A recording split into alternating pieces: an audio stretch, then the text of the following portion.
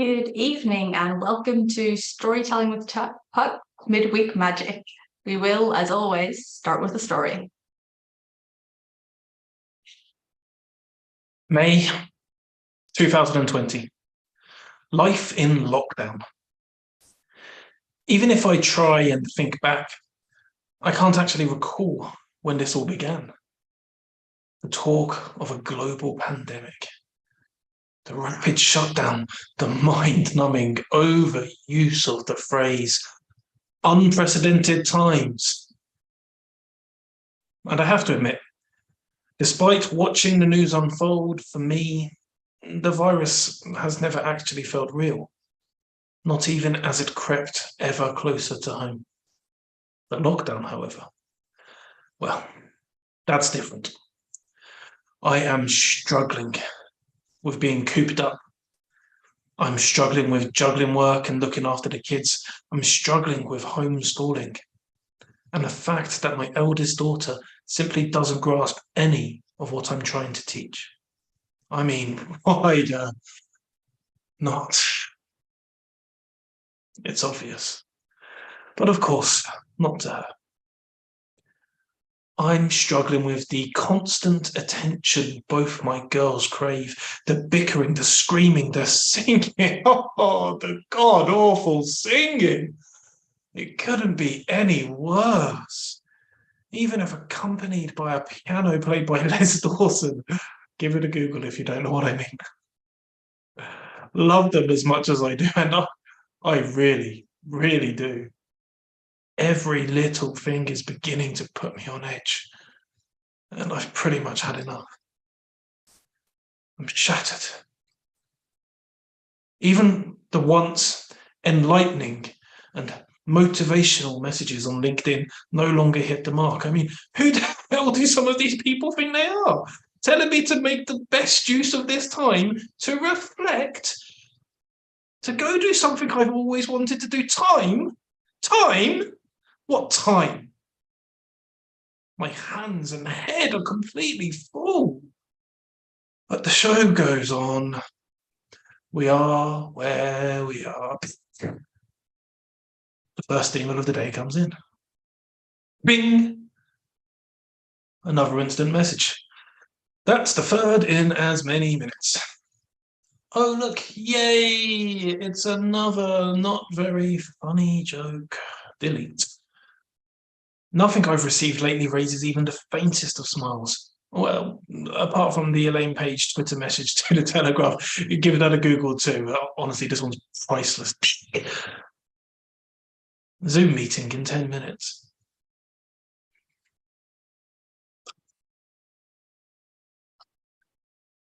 Cancel the Zoom meeting, clean up operation for aisle 2, please.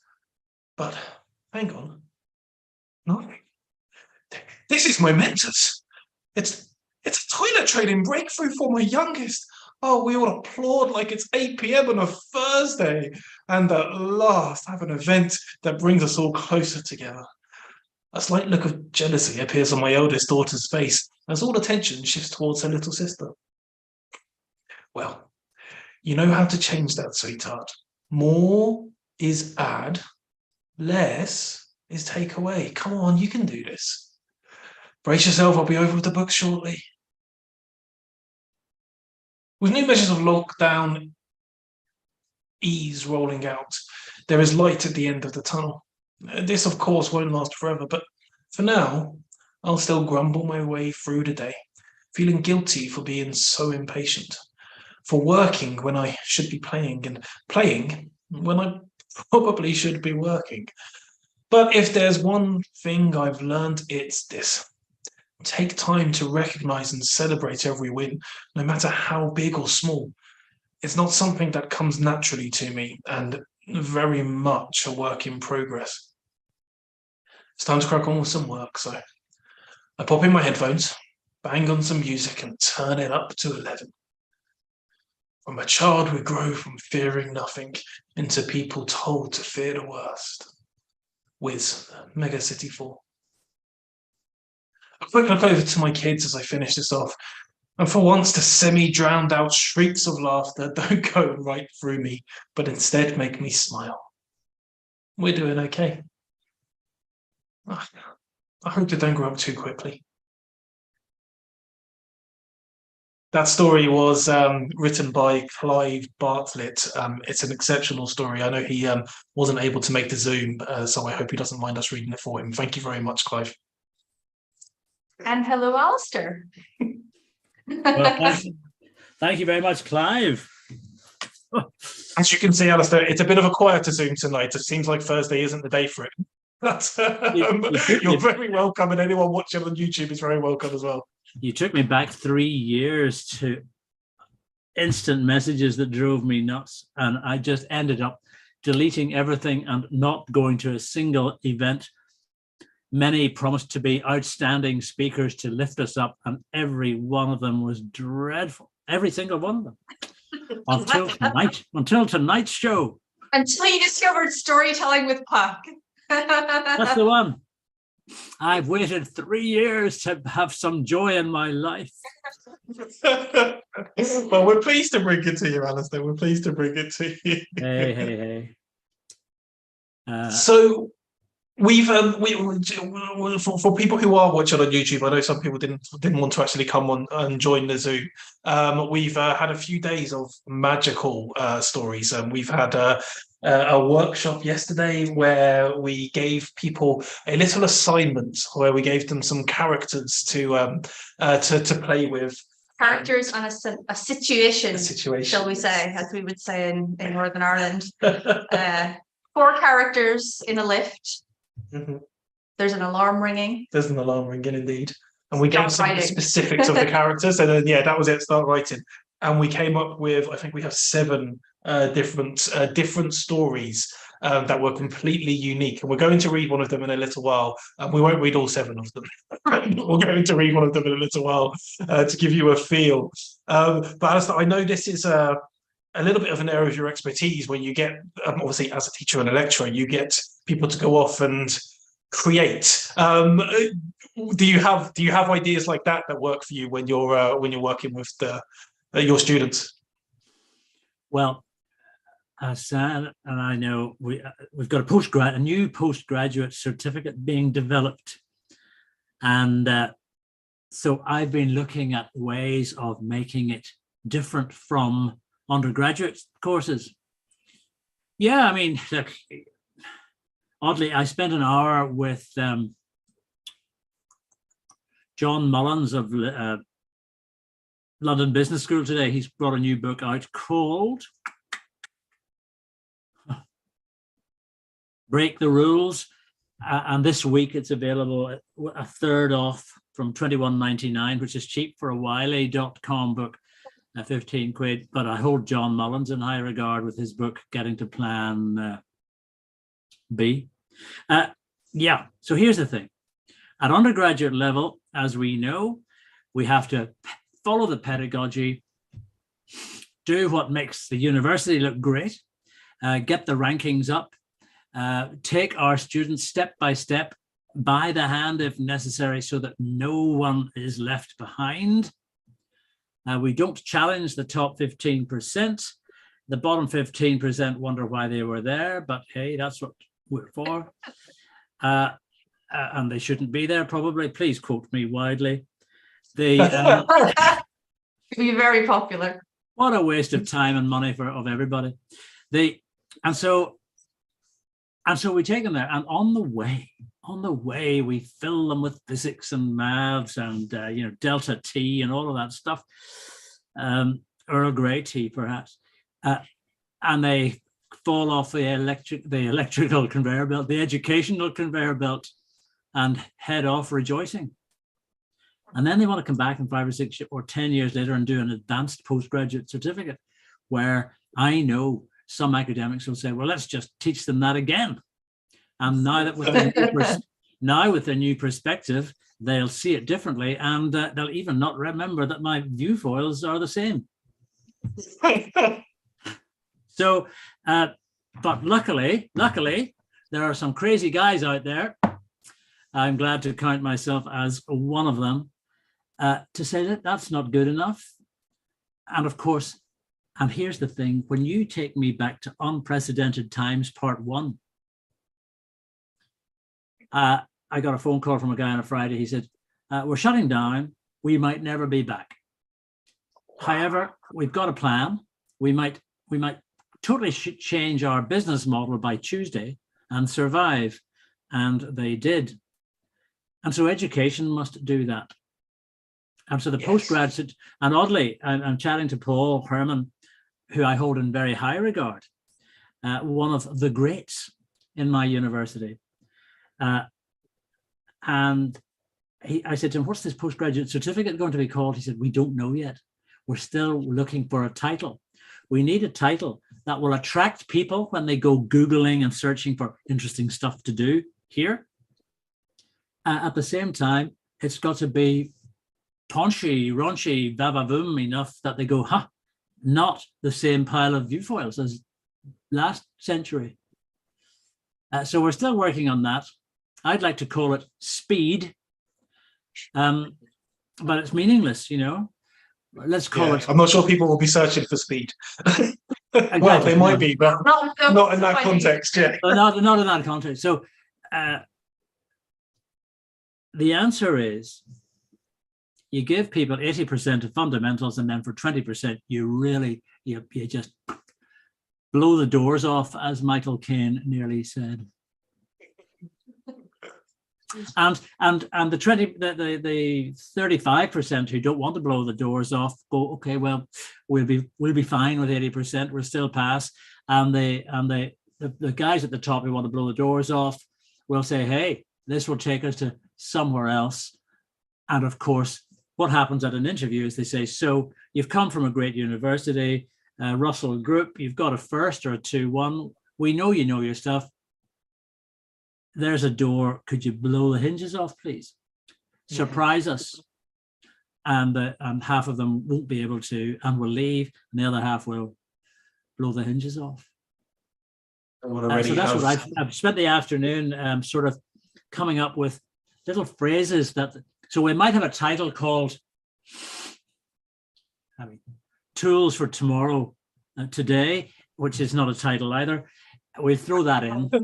It'll be called Advancing Your Career Through a Deep Dive into Things You Need to Know for Business. Sorry, I'm nodding off already. Or things you don't need to know for business. Yes, you're right. We call it this, but it's actually a lot of things you don't need to know, because it's about, not only is it yesterday, 3 years ago, it is ancient history. Hey, so maybe that's a new challenge, how to name the postgraduate course. Yes. Anyone who's watching out there, if you have any ideas, write in. What if you saw, hey, if there's folks listening, what would you like to call a course? And it's not for engineers and mathematicians and pharmacists and doctors. It's for the humanities. It's for people studying music, drama, Italian, Renaissance art, and architecture, and the Battle of Cannae, or can't I? So elephants, the elephant in the room, the elephant in the Alps. What elephants do you all need to be able to eat piece by piece, mouthful by mouthful? Not that that works as a title either. No, it absolutely doesn't. But thankfully, I mean, there are between 12 and 20 of us going to go to a really fantastic hotel, a nice 3-star hotel, and have 3-star sandwiches and some coffee, because we have limited. The most inspiring place they could think of bringing you. Exactly. And we're bringing together some high-powered academics who've been involved in this for a long time, and some of you out there are quite totally fantastic. But we're bringing in a few crazy guys, a couple of guys. When I say guys, I mean Gillian, the great poet and scriptwriter for some of the greatest companies in Britain. She's coming. Kenny is coming from one of the best design companies in Ireland, and he's going to blow the hinges off. And he will be wearing his hipster boots and his designer stuff, and he will be putting some of the academics right, and some of the academics will be leading the way as we write the pedagogy, come up with a title, and create something totally fit for purpose with a bit of sparkle. That's what we're aiming for. I think you can make it. I think it's interesting when you talk about this. Something we often mention when we are talking about stories, when we're talking to businesses about how they can get ahead, is we talk about it as you need to define your brand, but that's the jargon version of it. What you really need to do is get a better understanding of who you are and who you want to be and who you want your audience to see you as. And that comes from having clarity. It comes from being consistent in all of the things that you do, and you need to be relevant. So that's kind of the point where the title has to actually make sense and be searchable as well. But then you need to stand out, and I think that's something which lots of businesses struggle with, and also I think, as we are discovering from this conversation, lots of universities and education programs struggle with as well. It's that point of standing out and making your course be the course that everybody wants to go to, not just because historically you're the famous university, but because there's something cool, there's something different, there's something which everyone finishes and says, wow, I could do that again. I could get all my friends to do that next time. And it doesn't feel like education. Being educated accidentally is one of the best ways to be educated. You still have to turn up at an institution. Or maybe not, leave the classroom. Yeah, that's a great phrase. Educated in spite of yourself. But educated accidentally, being different. And, you know, you Google MBA and you'll get 6,600 hits. But we know some will be seamless, very sound, very steady, fundamental, and they come from great universities, and you go, hey, nice piece of paper, £45,000, very well spent. And others will be a little bit edgy, and they'll win awards, and people go, why did they win an award? Because their university is not ranked in the top 10, but they get the awards because their MBA course has got 40 people on the course saying, wow, that changed so much about my life, but also the way I look at things. And I've been able to really make a difference, as opposed to telling everybody back in base the fundamental things that they've learned on their MBA course. And so that's where the importance of poetry and art and writing, because when we look at websites, I was looking at one earlier this week, one of the dullest websites I've ever looked at, had a chat with the boss and said, look, I want you to look at these two websites, then look at yours. And she came back to me and she said, I see what you mean. Ours needs a little work. We thought it was wonderful 5 years ago, but it is very dull and grey now. And after 3 years of lockdown, people are, hey, tired, cooped up has damaged us, unless you've been able to gaze out the window a little bit. But if you're surrounded by children and toilet training, that is tough. So again, we have to re-release our vibe if we still have it. I completely agree. We need to get the energy back. And again, as we've mentioned a few times, it doesn't come with being forced to do things. It doesn't come with it does come with looking to the future and looking to a longer term purpose. But again, it doesn't come with, this is what you do because it's what everyone else does, and you have to follow the road to where everyone else goes. I think people are looking for something different now. And I can't speak for all people. I'm not going to give a politician's comment here. The people are looking for something different. But I think lots of people are searching for something that gets them out of the monotony and the routine. And I think lockdown probably cemented that for a lot of people. That the idea of, whoa, hang on a minute, what have I been doing? I need to find something different. And if you're the business, or if you're the education institute that can provide that, then you're probably going to get more customers / students, I would suggest. And one of the big ways to do that, and we've been kind of doing it here already with the conversation, but is through storytelling, is through poetry. And maybe I think our listeners are probably tuning in because they want to hear a little bit more of it. Is it maybe time to share another piece? We go for A poem or a story? Let's go for a poem. So this is from Sharon, who shared this yesterday. Washing my feet. Your stairs lift irreverently, like oceanic waves in high tide. Then reverently and subversively, like low tide, you whisper, goddess, so softly, so sweetly, washing my feet. Why rush in to ebb away? So much in so few words. Yes. Sharon's writing is powerful. She first joined in with Storytelling with Puck last year, and ever since she's been sharing these gems and throughout the year sharing bits of poetry and short stories, etc., which is wonderful to see. And so she released a trio of poems. Was it yesterday? Yes.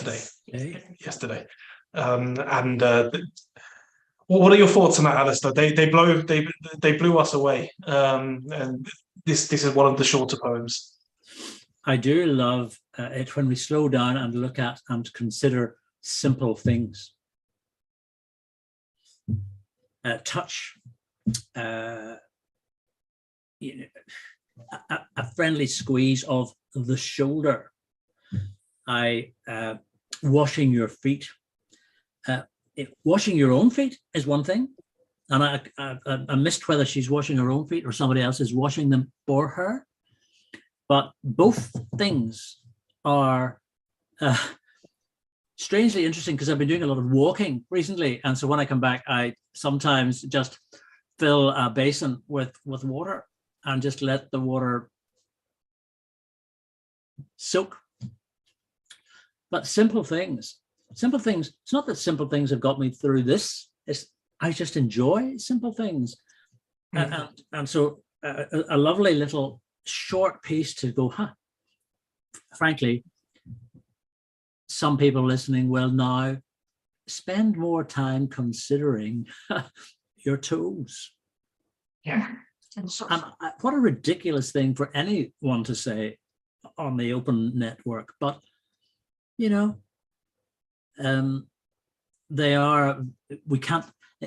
cannot stand up without them. They're part of our balancing system. Find new balance in life. Treat your toes to a little bit of hand cream.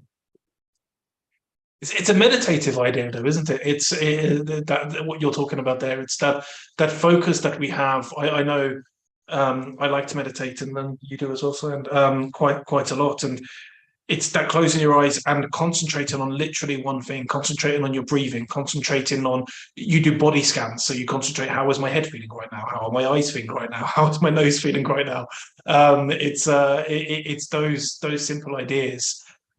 So yeah, you're completely right about, if we can focus on them, sometimes it can take away some of the other things that distract us. And then when we want to focus on something which we might think is more important to further our lives, then we have the capacity to do it because we stop for a second and focused on the simple things. I should interrupt for a second because Sarah, welcome. Thanks for joining us. Yeah, thank you. It's a bit of a quiet evening tonight, as you can see on here. I think we've got a few people watching on YouTube, but I think Thursday seems to be a day where people are maybe switching off in it. But you're very, very welcome to join. Sarah, it was your feet we were discussing, isn't it? No, it was Sharon's. Oh, sorry. Oh, forgive me. Leave my feet out of it, said Sarah. You look like Jim. You look like the Jim character. Alistair doesn't know the Jim character. I think. So, Alistair, remember earlier we were talking about.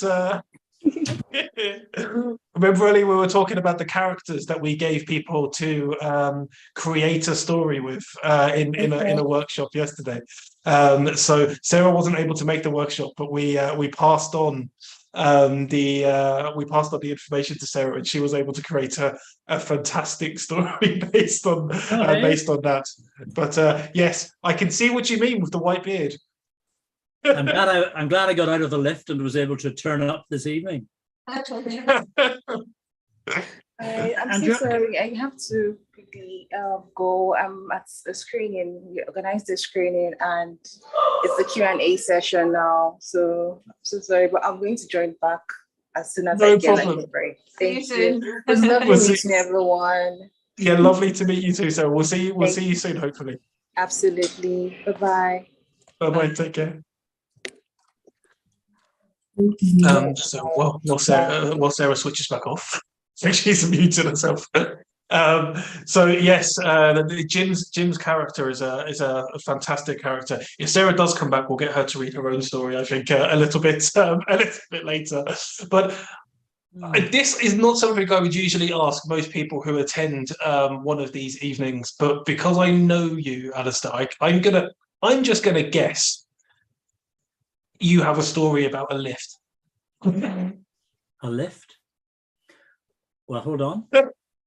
Well, I instantly think of a lift, and I'm just going to have to write down the guy's name. Create it on the spot. I've forgotten his first name. A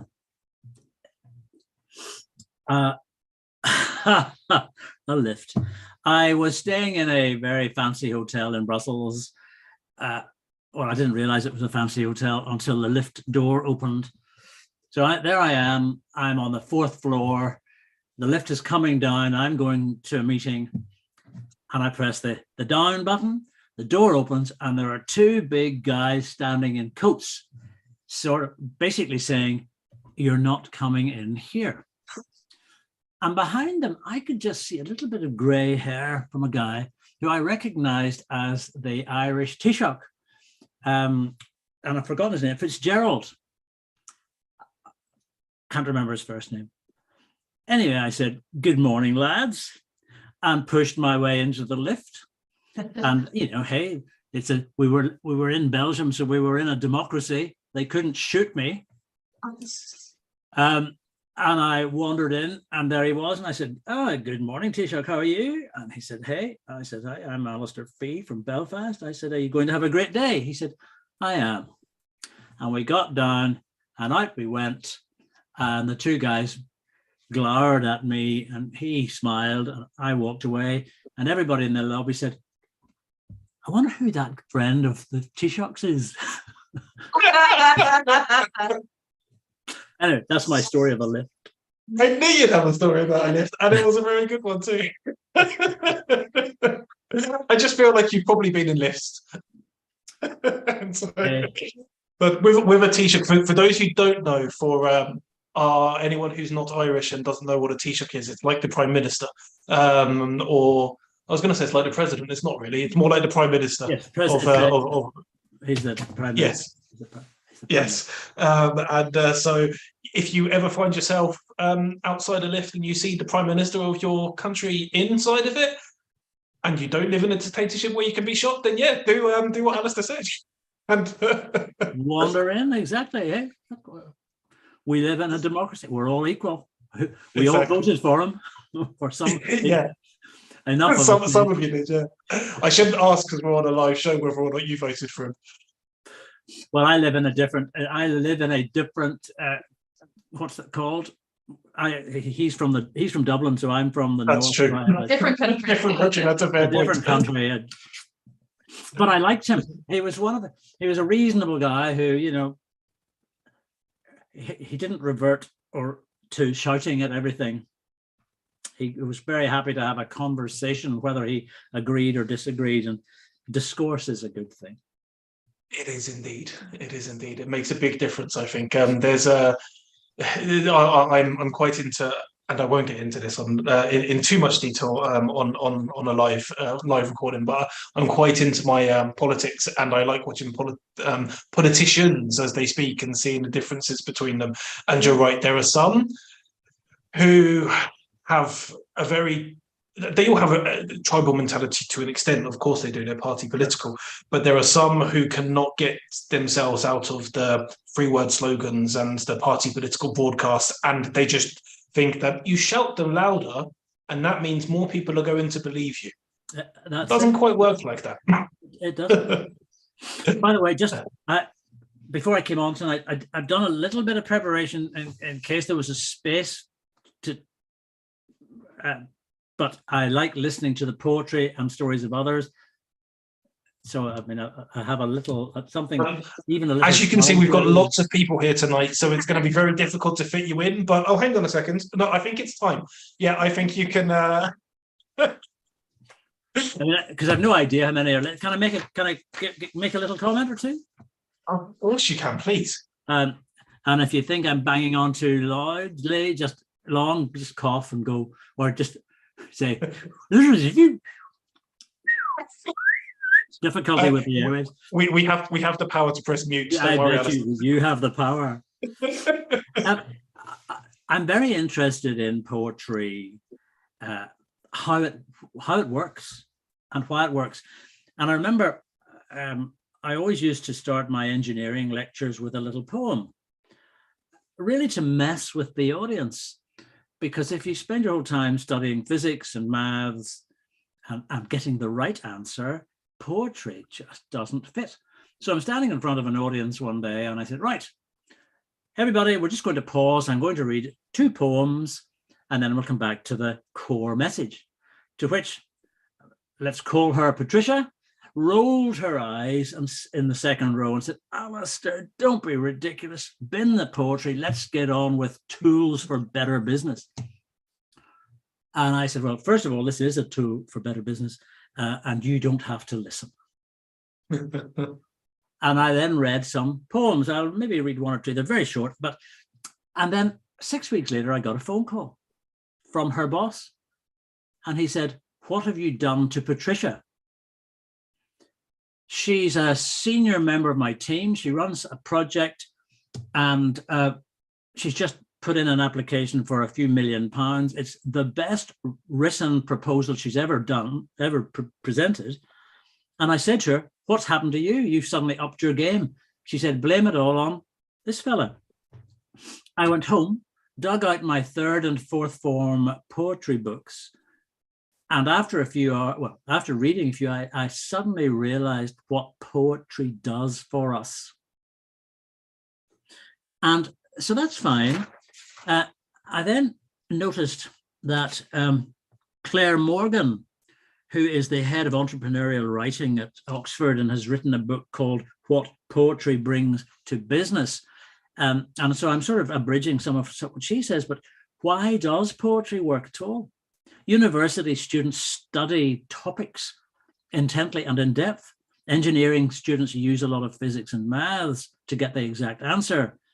And yet engineers going into business have to be taught that there is no such thing as an exact answer always, which is why things don't work.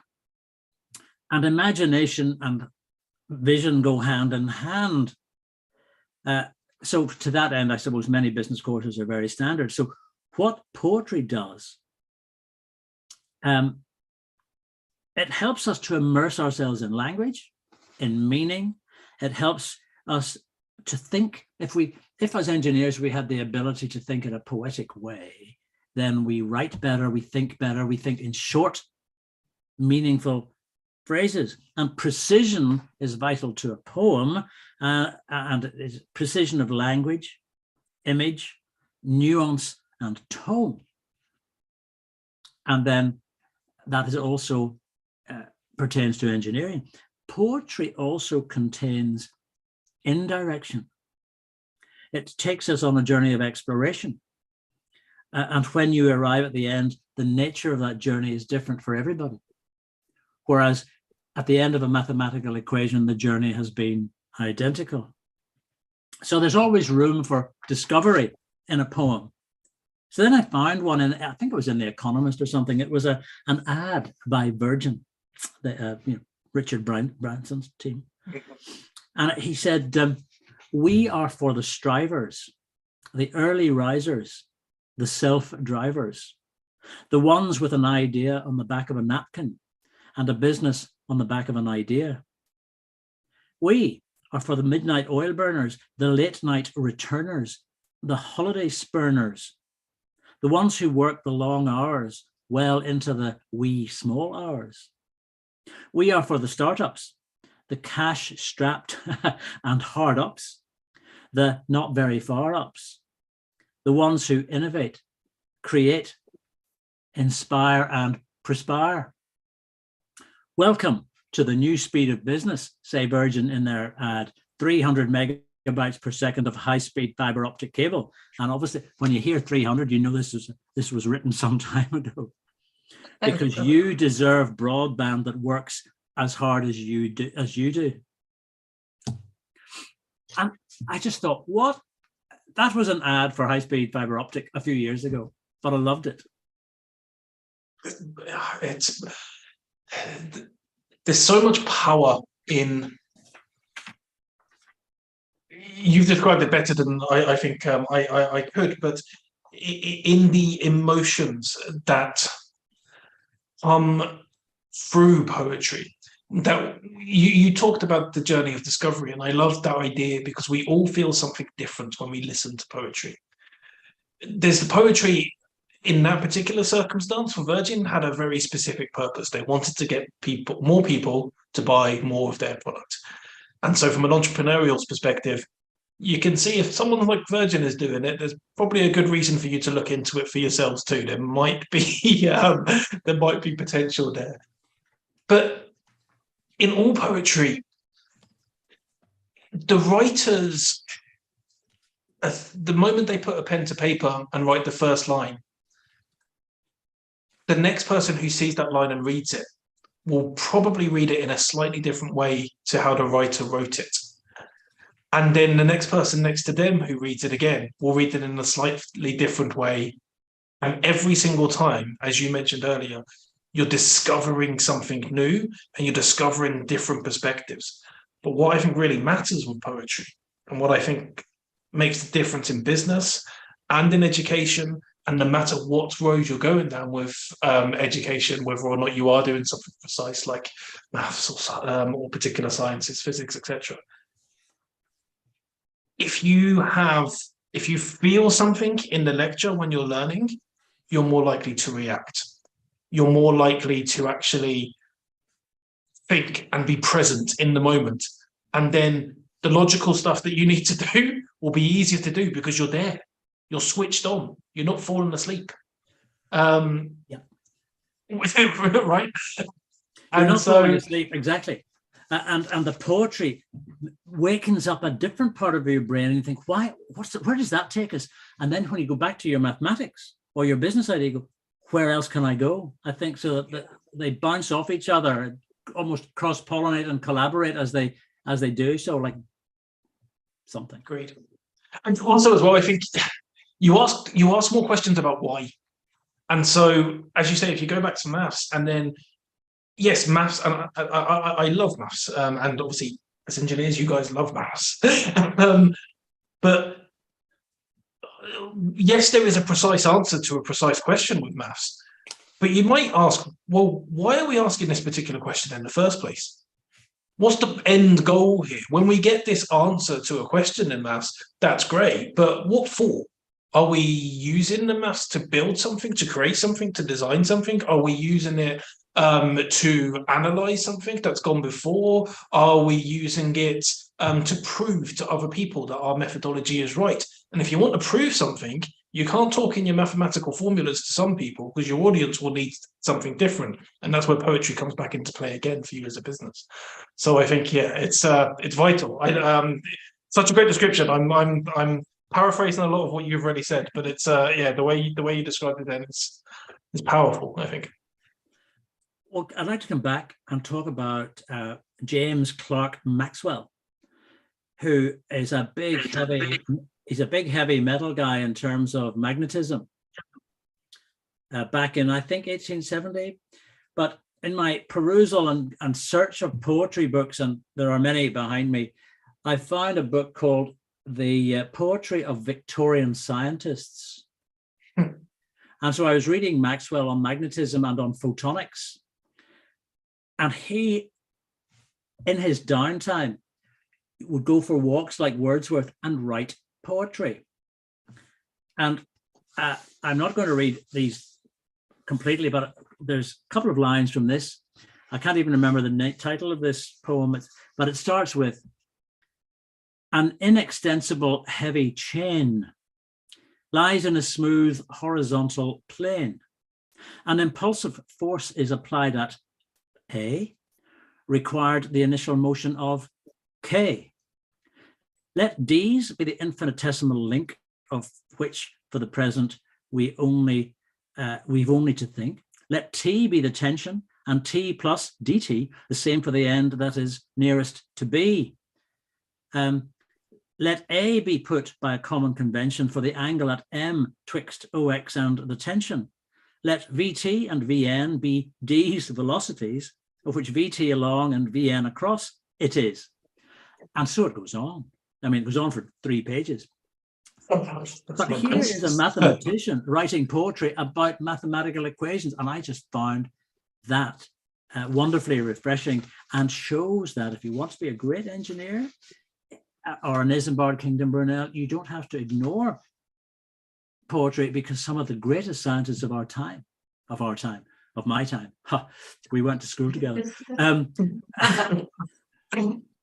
wrote poetry.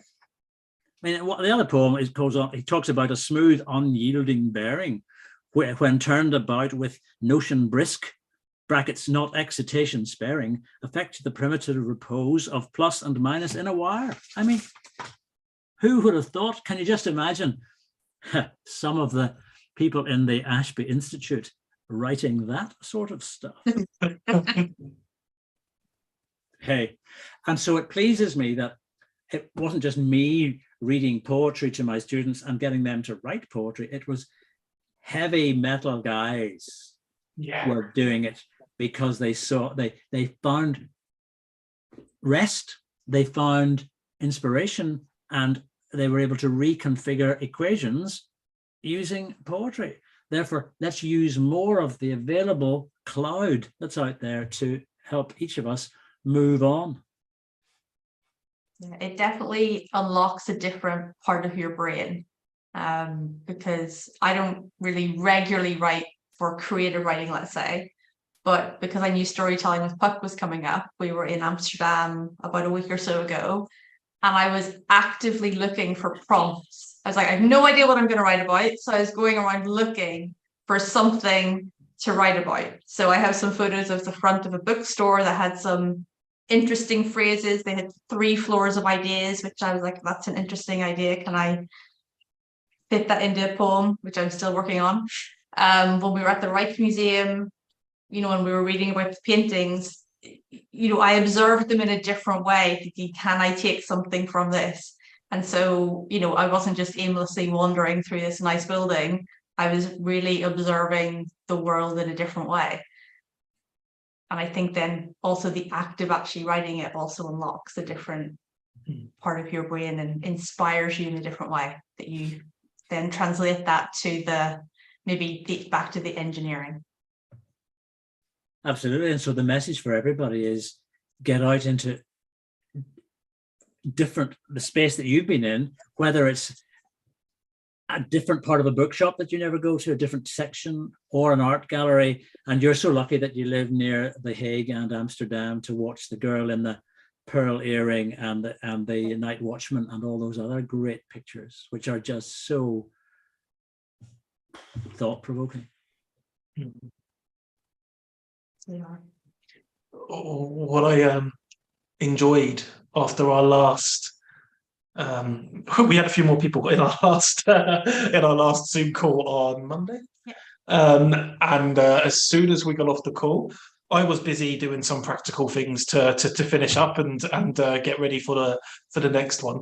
And I looked across, and Sam was busy writing some stories and some poetry instantly off the back of it. So I think when you get into a room as well with other people who are being creative and who are showing their creativity and sharing their creativity, that also can give you that extra push, that extra buzz, and suddenly something clicks which you didn't know was there. And you just start. Nothing at that point, nothing's stopping you. Whereas if you sit in front of a desk with no inspiration and no one around, sometimes you become a little bit stuck. But inspiration We do get stuck, and I love that expression, and something clicks. If we don't go looking, nothing will click. If we don't have conversations with unusual others, if we sit down for yet another chat with our teddy bear, nothing will click because we're cozy. We have to go into not uncomfortable, just different space. And so not only do I buy books by the poetry by the greats, and I've never heard of this one by William Ayot, A-Y-O-T. I'm sure people go, gasp, Alistair, are you a poetry nerd? Idiot, you haven't heard of this guy, but you recognize The Night Ship, 12 lines. And it comes out of what you've just been saying about your trip to Amsterdam. The Night Ship by William Ayot. What do you want to do in this world? What is your star, your far distant peak? What dream lives unexplored within you like a vast uncharted southern ocean? Daunting, demanding, compelling in the night, yet receding in the bright and busy light of day. What discoveries invite you to the water? What deck awaits your first excited step? What ship, what clipper, what brave caravel, what crowded ferry crossing back and forth from dream to waking every morning of your undiscovered life? When I read that line about what crowded ferry crosses back and forth, when I was working in Hong Kong years ago, I used to take the ferry across to the, whatever it was, the something side, I've forgotten. But I always went first class. It cost an extra 5 pence more. But you're on the upper deck and you could look down at 500 mopeds, all trying to get onto a space which was built for 50. In the chaos of Hong Kong, and these little ships were just going backwards and forwards about 12 minutes, tick tock, and the ramp went down, and all these mopeds, off they went, and we all strolled off to our fancy offices. But there was this endless, thousands of little boats. How did they miss in this super crowded harbour of people going to and fro on their daily journeys to everywhere? There's poetry in that. There's poetry in watching that without the spoken poetry. Just watching life is quite poetic at times, I think, and seeing things pass by. Yeah, I think so. Have you had can I ask, have you had a good week, or is this the wrong time to ask that? Are there? We'll have a fuller conversation about it afterwards. But no, it has been good actually. We've had we had quite a few stories coming in, which is always positive. And then on Monday we had more people joining the Zoom, which was good as well. And then the workshop yesterday, I think, went down really well. We got a lot of positive feedback. We had unexpected posts on LinkedIn about the workshop where people were praising the opportunity to be able to create and to write something which they didn't think they could write. And because we had so many stories based on the same ideas, I think they were surprised at how different each one was and how people took their different characters to different places, and how the relationships between the 4 characters were all completely different depending on the story and the writer.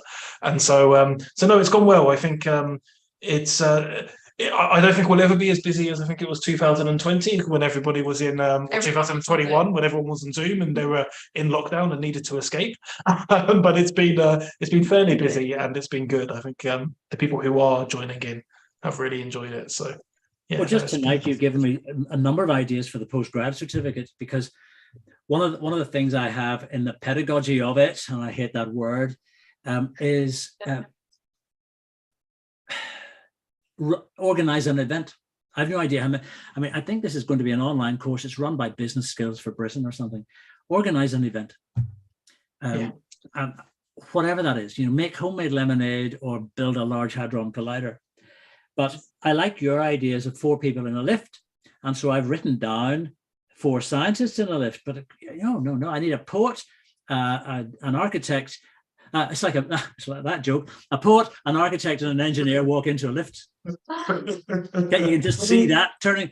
And that then, in the last 30 seconds, took me to Cluedo, Colonel Mustard, Miss Scarlet, the Reverend Green. So Colonel Mustard, the scientist, and Miss Scarlet, the poet, and the Reverend Green, the rock musician. You could have 6 people and just create something around that. That is funny. And I love the idea of that. A task. Maybe you could have an event in a lift. Yes, there's an idea. Maybe we should have an event in a lift.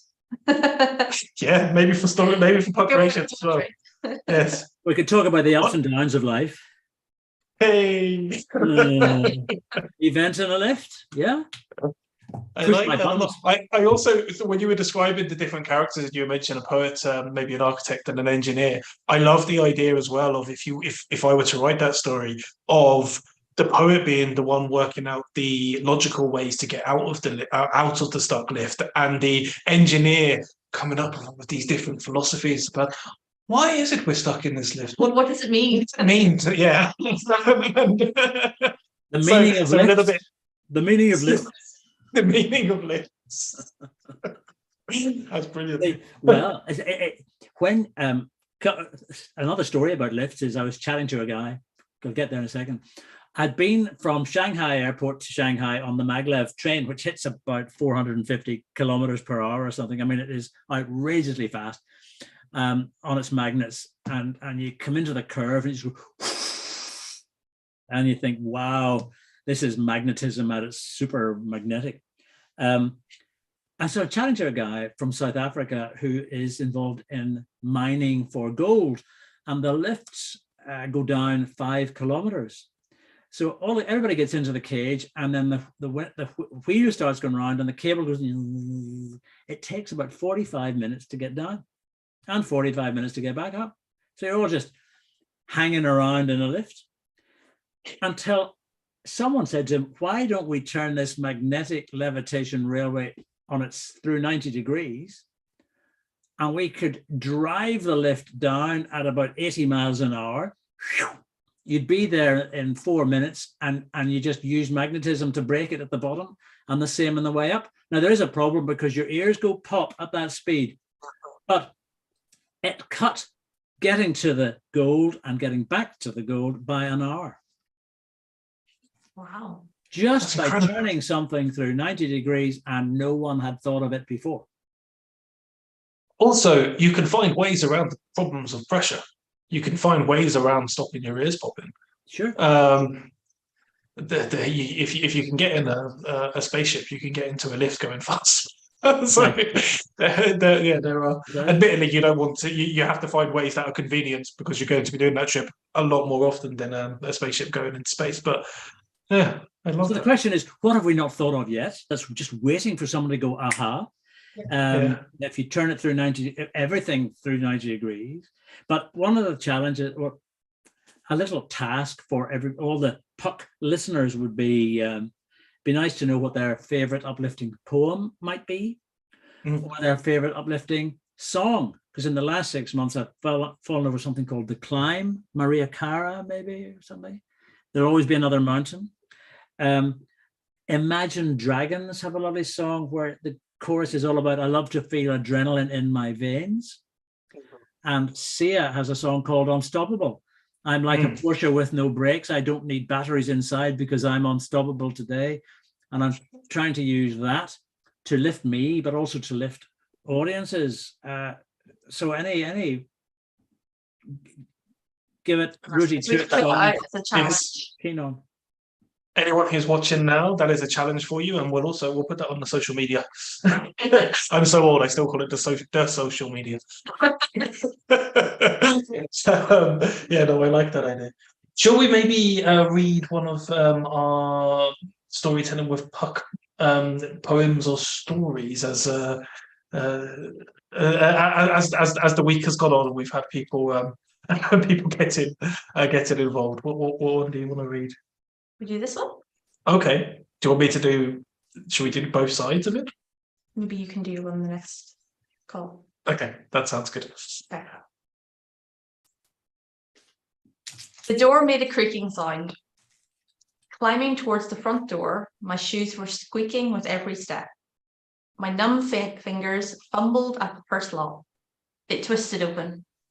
The second took more force. I pulled the door. It didn't budge. There was a third lock. Who has so many goddamn locks on a door? Who would break into a dump like this anyway? Finally, the door was freed. I opened it as gently as I could, a rush of chilled air hitting my body. I flung myself out into the night, running, my body flailing, slipping on the snow, my borrowed untied shoes at least one size too large, my limbs numbing with every step. Despite my frantic movement, my thoughts slowed down as if the world had stopped turning. The tulip heads bent over, as if bowing to me under the weight of the fresh snow. Snow in March. What was the world coming to? Slipping once again, I could feel my body sliding off the footpath. I didn't try to stop it, leaving it instead to collide with the nearest hedge. Now, covered in a mixture of hedge leaves and snow, I looked up. Number 86. I'd never been here or seen who lived inside. So overgrown was the garden, you couldn't see inside the house. It was perfect. I found myself banging on the front door. A slightly perturbed looking guy answered as I pushed past him, not even stopping to ask if I could come in. I put myself on the far end of the sofa, as far away from where I could tell he'd been sitting from the look of the debris strewn around. I focused on controlling my breath and winced in pain as heat found its way back to my body. He said something to me, but my mind was in too much of a blur to reply. He returned to the spot he'd been standing with beers in hand. I found myself involuntarily reaching out to accept one. We sat and stood there in silence for the longest time. If he found it weird that I'd just arrived, he didn't say anything. In fact, he could barely look at me, never mind speak to me. Fair enough, really. When it was time, I stood up and walked past him, slipping on a coat hanging by the door, and stepped back out into the night.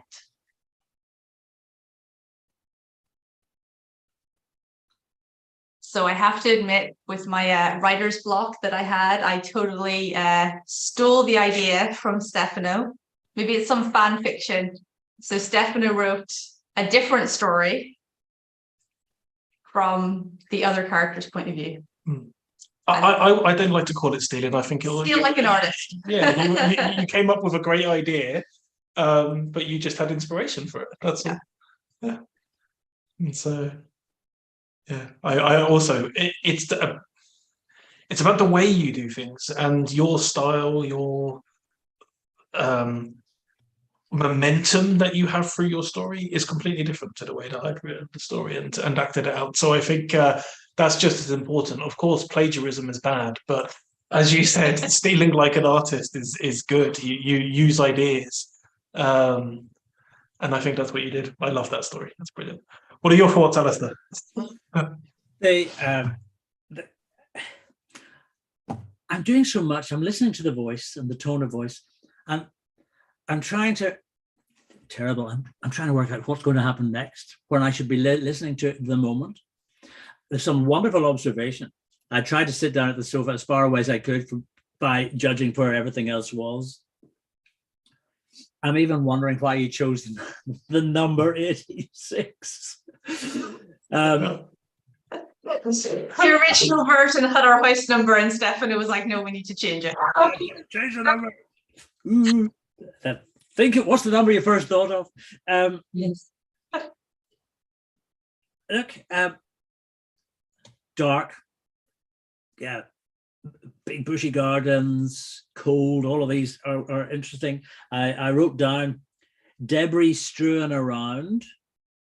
When I'm listening to people speak, I'm listening to what they're saying. So, for instance, and I'll come back to your point, it's like I'm watching SWAT at the moment, and as they go in to clear the bank of bank robbers, as they drive up in this high-speed armored car, they say, "Stay agile, stay fluid, fill the gaps." It's their thing. How we fill the gaps, and what stories are lovely when they leave tiny gaps or allow our imagination. My imagination is different from your imagination. But so debris strewn around, and my mind was in a blur, I think you said. And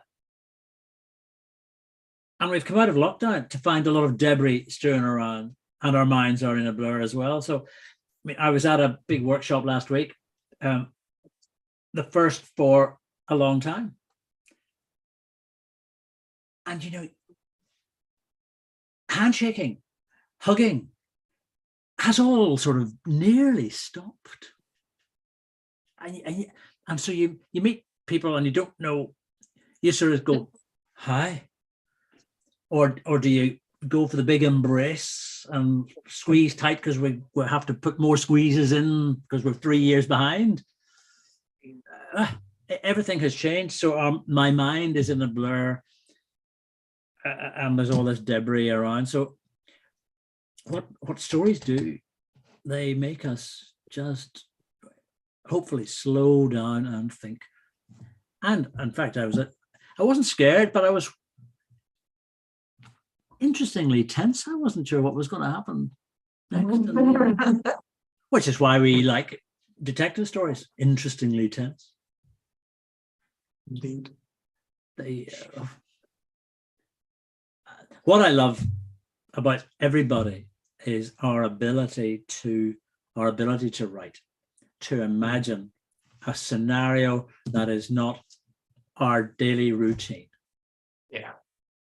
That's the joy of imagination, and it's fabulous. It definitely is. It's why we push this every year, and it's why in business we talk to our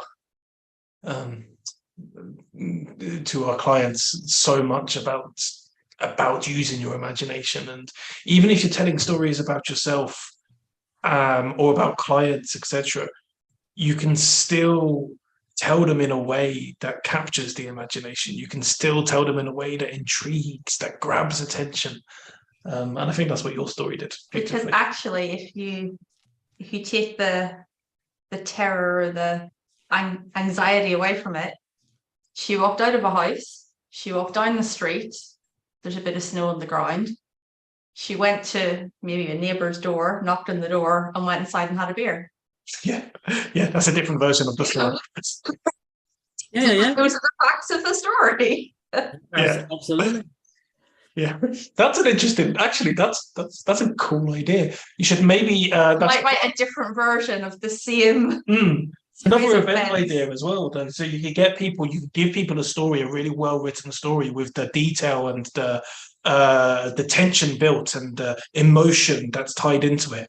And the task can actually be the opposite to what we'd usually like to do. Say, right, take the emotion out and state only the facts of this story, and see if it's any good once you've done that. Because I think it will make a big difference to most stories if you don't have them. Yeah. I like that idea. World War II in 2 sentences. Hitler started it. Churchill finished it. My life in 12 words. Oh dear, you don't want to. Gosh, I'm reading a book. You go to these lists of 10 books you must read this year, and I can't even remember the title of it. It's sort of written by a very modern philosopher, and he's talking about, and they have a chapter on grief, failure, success, happiness, and stuff. And anyway, I can't even remember. I think it was Descartes who said that happiness is not arriving at your destination. Happiness is the journey. And we're talking about projects, people who work in industry. The project, while we may have problems, I don't know how we're going to overcome that. Gosh, that didn't work. Let's try something else. What? It's going to cost how much? But the daily challenge for people like us is to, hey, here we are, creatives all, or we wouldn't be here. But so what's next? And how do we manage the project? How do we get? And even when we're pulling our hair out, it's part of the happiness. And basically says, well, when you get to the destination, the happiness is all over, because now you sort of go, I've done it and I'm pleased. But then you say, so what's next? I need more happiness, maybe. And I mean, the poem Ithaca by Constantine Cavafy, and I'm not going to read it, but 4 lines. As you set out for Ithaca, hope the voyage is a long one, filled with adventure. May there be many harbors where you go to the first time, and then Ithaca gives you the marvelous journey. Life this evening, reading a poem, writing a story. The marvelous journey is doing what humans do so well. We use this thing here to be, to do, to add more, and not just listen to the professor, memorize everything he said, and tell it to him tomorrow to get an A. Make notes, share notes, send notes back. That's right. Eleanor Roosevelt went to France for a year, and so she'd come from a very wealthy family where she had been tutored privately. Anyway, she ended up in a class, probably with a bunch of very nice gals who had also been tutored privately. And her French tutor said, blah, blah, blah, or ahoy, hoy, ho. And then she said, write me a little essay. So Eleanor handed it in and got 0. And Eleanor said to her tutor, but I told you everything you told me yesterday. And the tutor said, yes, I wanted you to tell me something new. I already knew that. Yeah. Teach me. Teach exactly.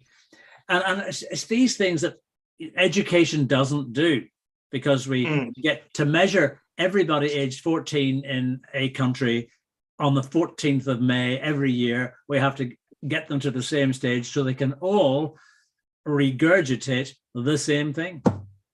Yes. When in fact we're looking for, and then we wonder, where have all the creatives gone, and the innovators, and the hard up startups? Yeah. The 90-degree vertical magnet scanner guys. Yeah, we need to start injecting that back into our education. You're completely right. We need to start giving people a lease of life. We need to start getting them to attack things again with kind of fury, almost. Like, we want to go forward. We want to move towards something good.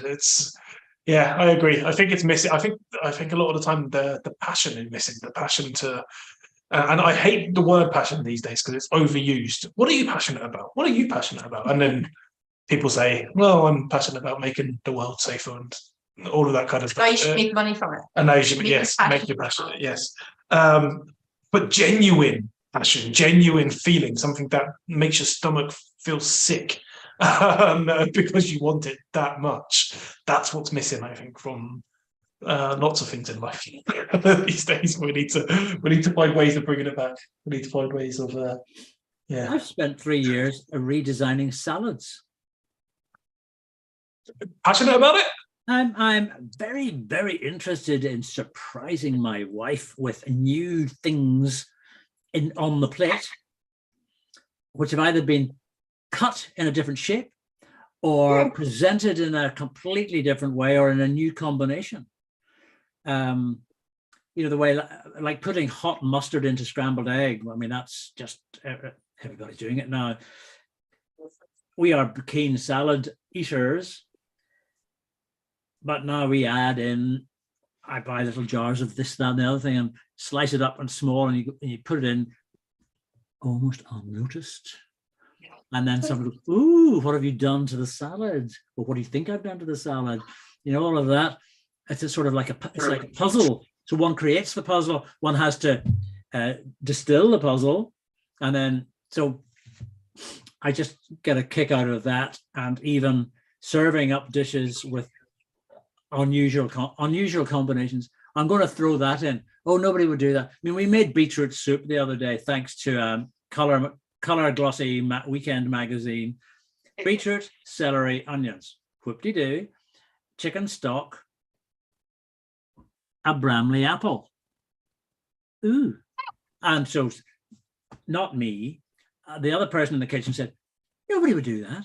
I said, well, we're going to do it. Well, I don't have a Bramley apple, said the other person. So I went downstairs to our box of cookers from the orchard, and I brought up 4, chopped them up and fired them in.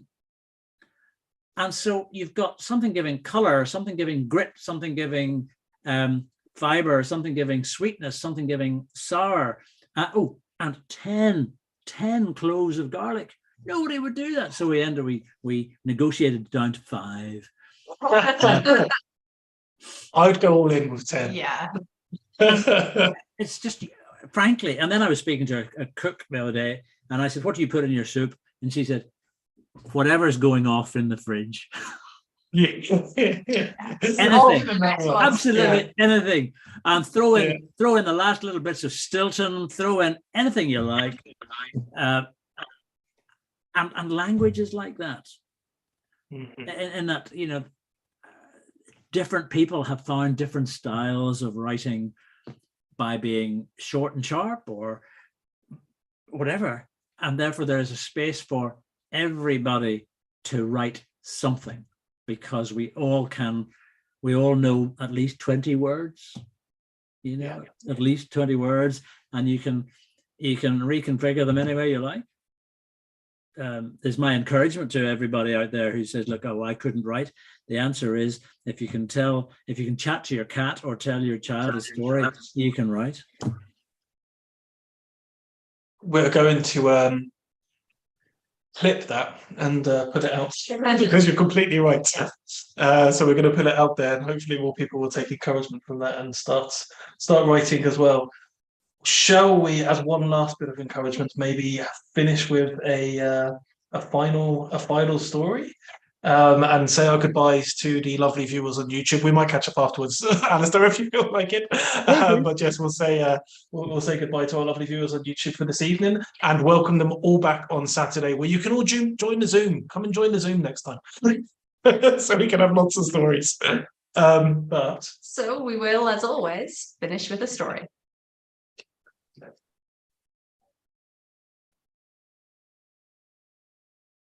I will climb higher, harder, quicker. I'll reach to the top. I'll fall. I won't stop. I'll make good on promises made. Out through the clouds, my resolve won't ever fade.